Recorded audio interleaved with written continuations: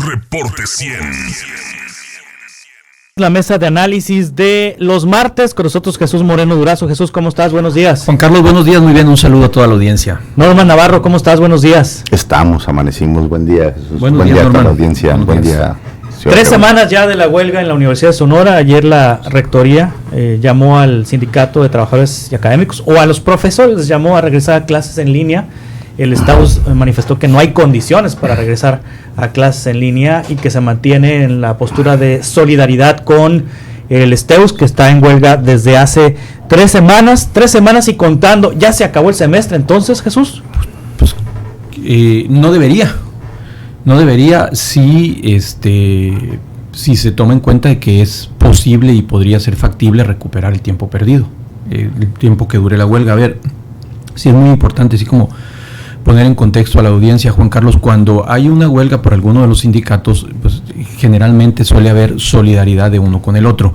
En este caso, el STAUS decidió solidarizarse con el STEUS y suspender las labores académicas, evidentemente presenciales. No se podía porque los campus están cerrados, incluso en línea, en espera de que hubiera una pronta negociación, una solución al conflicto laboral de los empleados, cosa que no ha sucedido. Entonces hace un llamado, una especie de exhorto la rectoría esta semana, ayer, a buscar la manera de retomar las clases, pero ya el mismo día 3 de mayo, el Sindicato de Trabajadores Académicos, el secretario general, el maestro Cuauhtémoc González, había enviado un oficio, un documento a la rectoría para decir que no había condiciones de eso. Sin embargo, ayer que salen ya incluso una serie de fechas para capturas de calificaciones, para R's y todo este asunto, pues sí se genera como una incertidumbre y como una discusión en algunos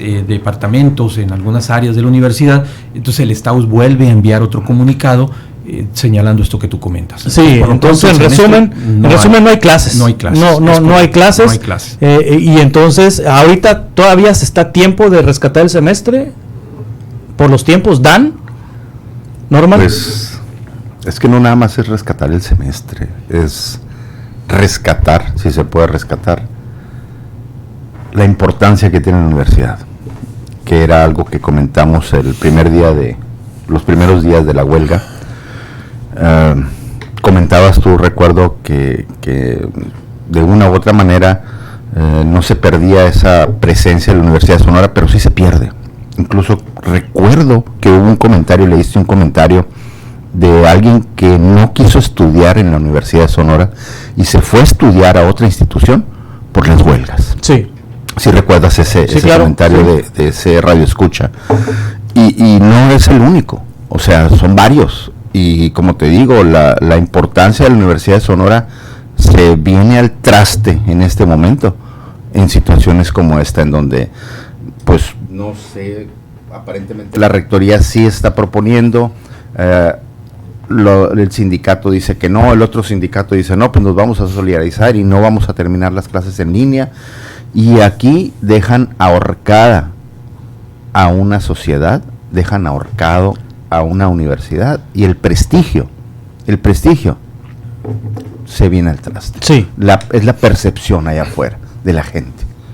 Eso es lo triste, de que tengamos una universidad que de una u otra manera se va a huelga, de una u otra manera se va a huelga y de una u otra manera se vuelve a ir a huelga, y aquí está atorado. Como decías y comentábamos ahorita fuera del aire, sí, está habiendo graduaciones, algunos maestros previendo el problema de la huelga que se avecinaba, adelantaron para terminar con tiempo sus programas de educación, pero les digo, y esos estudiantes que se están graduando, ¿dónde se van a tomar la tradicional foto frente a rectoría? ¿Dónde se van a tomar la tradicional foto en las escaleras y con el vitral de la rectoría? ¿Se las van a tomar en Palacio de Gobierno? ¿Se las van a tomar en Museo de Biblioteca? Y entonces queda el recuerdo, porque a tus hijos, ¿qué les vas a decir? Estaba en huelga en la universidad cuando me gradué y no me pude tomar la foto en la rectoría. Queda para la historia otra vez Esa es la parte triste en la sociedad. En la UES sí se solucionó, aunque no regresaron a clases ayer por un asunto legal. Hoy se supone que a las 8 entregaría el sindicato las instalaciones y ya regresarían a labores. En la UES sí se pudo solucionar. Qué bueno, sí, qué bueno que ya se solucionó. Ojalá pronto se solucione también en la universidad. Sí, pero no hay señales, ¿no? ¿O sí? ¿El STEUS cuándo se reúne? ¿Van a someter a consideración? No, yo no he sabido últimamente que tengan reuniones de ofrecimientos o de propuestas y de contrapropuestas. Iba el STEUS a generar una contrapropuesta a la última propuesta de la rectora, que rechazaron. Sí. Entonces está ahorita la pelota del lado de rectoría. Así es. Entiendo que así es. Sí. Bueno, pues vamos a estar a la espera a ver qué pasa en la Universidad de Sonora. Otro asunto en estos días, el de María Amparo Casar. ¿Quién es María Amparo Casar? Es una académica, es la presidenta de Mexicanos contra la Corrupción y la Impunidad. Y María Amparo Casar recibía, porque en febrero pasado se le suspendió, una pensión de Pemex de más de 100,000 pesos por viudez. Y es que en 2004 falleció su esposo, que era funcionario de Petróleos Mexicanos. El gobierno acusa a María Amparo Casar de haber alterado los documentos y que no se dijera que había muerto por suicidio, y porque en esa circunstancia no iba a tener derecho a esa pensión. Y bueno, han hecho público el caso, Norman. Y bastante público. Creo que... Y publicado. Y publicado y público, y sacaron todo a colación y vuelven otra vez, pero no me quiero meter muy a fondo en el asunto de si se suicidó o se cayó, porque dijeron, no, pues es que fue un accidente, se cayó por la ventana del piso número 12 de la torre de Pemex. Había un conflicto ahí, está saliendo a flote mucho de la vida privada de la señora Casar y del señor, que en paz descanse, que si se estaban separando, que parece que ya se estaban separando. Entonces el amigo entra en una depresión y se avienta de la torre de Pemex y muere en el instante. Entonces está en alegato de que si fue un accidente, pues sí tenía derecho a la señora Casar. Pero a mí me llamó más la atención lo otro de que salen a defenderla un grupo de periodistas, de intelectuales, de personas muy ligadas con los sexenios anteriores del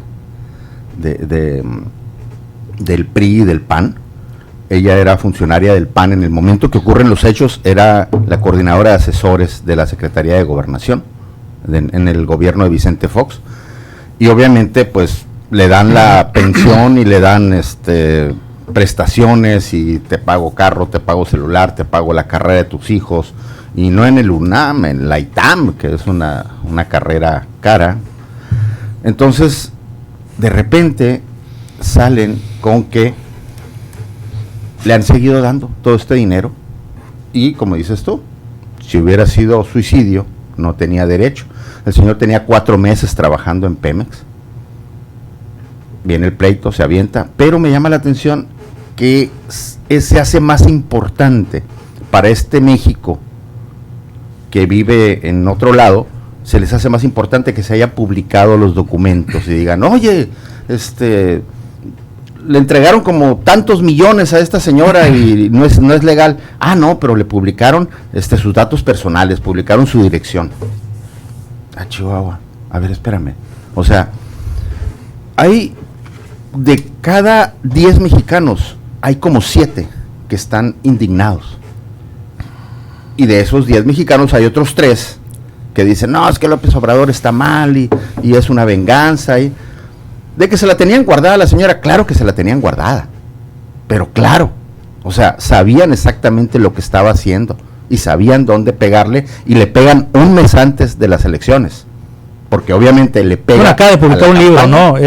Quizás sí. Sea reacción del libro, ¿no? No, ya, o sea, ¿tú crees sí, ¿no? que el presidente es tonto? Esa es la parte chistosa, que sí. Creen que el presidente es muy tonto y es muy menso y es muy ignorante. No, claro que trae en la mano la pelota y sabe cuándo lanzarla y con qué curva y con qué swing y todo.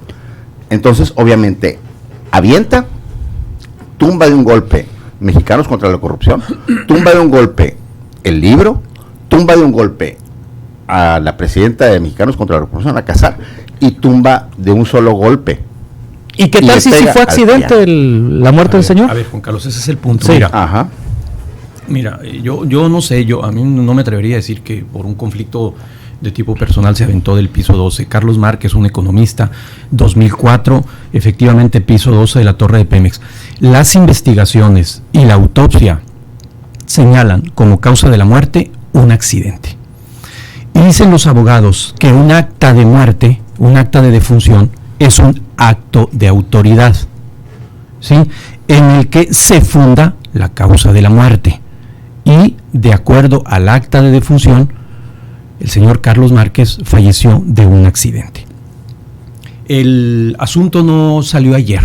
El 7 de febrero de este año, en el libro publicado por el presidente, se desliza, ahí ya se toca el tema y se señala que este hombre había hecho maniobras de tipo suicida, se comenta en el libro.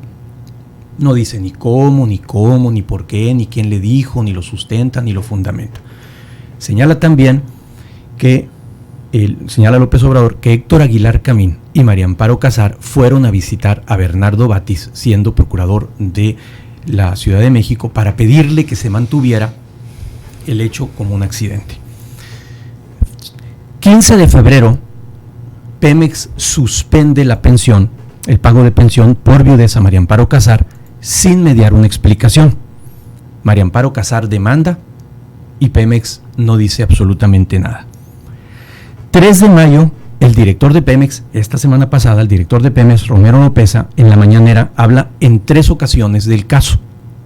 Es Romero Oropeza el que habla, y habla de una nueva investigación donde señala la aparición de otra acta donde aparece ya el suicidio, no el accidente.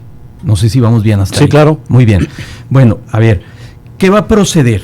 Entonces, publican el expediente con datos privados de María Amparo Casar, de sus hijos, cuentas bancarias, los publican en las redes oficiales del gobierno. Insisto, y no perdamos de vista que un acta de defunción, dice el abogado, es un acto de autoridad. Entonces, esto tiene efectos jurídicos. Por ser un acto de autoridad, tiene efectos jurídicos que no se pueden modificar o no se pueden revocar, sino por una autoridad competente. No conocemos hasta el momento quién es esa autoridad competente que modificó el acta de defunción del señor Carlos Márquez y cambió el causal de la muerte de accidente por suicidio. Eso no se sabe, eso no se ha dicho.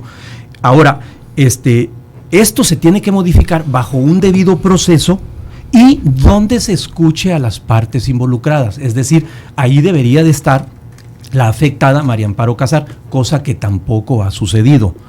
Desde febrero no se paga la pensión a María Amparo Casar, la pensión por viudez, y se le deja en indefensión.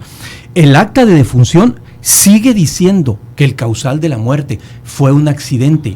Ricardo Rafael publica algunos documentos, me parece que hoy o ayer, señalando y subrayando los documentos que publicó el propio gobierno federal, señalando que es un accidente el causal de la muerte.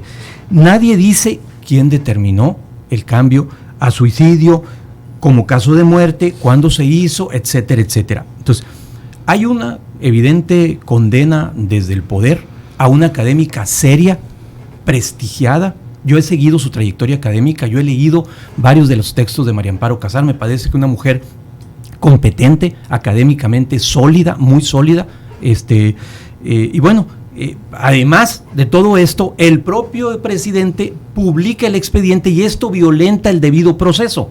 Ya publicó el expediente y violenta el debido proceso porque además le echa encima todo el aparato del Estado.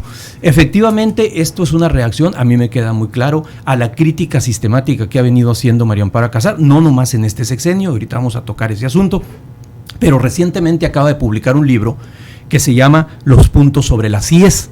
Yo aprovecho aquí para invitar a la audiencia que lo compren, yo ya lo encargué por Mercado Libre.